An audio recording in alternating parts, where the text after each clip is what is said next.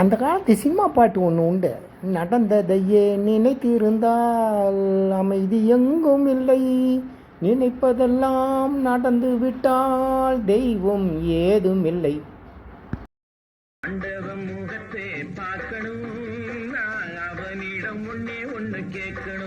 ஆண்டவனிடம் கேட்டேன், இரட்டை இலையில தாமரை மலர்மா சாமி?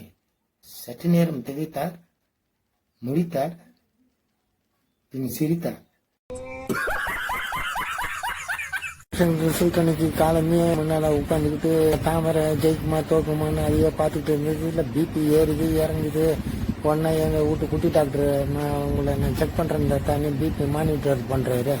எங்கள் தமிழ் அக்கா வேற இந்த தடவை மழை பெஞ்சாலும் பெய்யலன்னாலும் உதிச்சாலும் உதிக்கலன்னாலும் ரெட்டை இலையில தாமரை மலர்ந்தே தீரும்.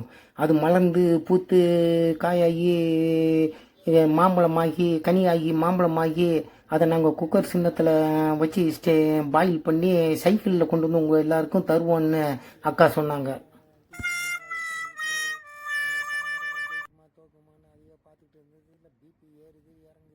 தாத்தா உனக்கு டிவியை பார்த்து பிபி ரொம்ப ஷூட்டப் ஆகுது, நல்லதோ கெட்டதோ ஆஸ்பத்திரியில் போய் சீக்கிரம் அட்மிட் ஆகிக்க தாத்தான்றான்.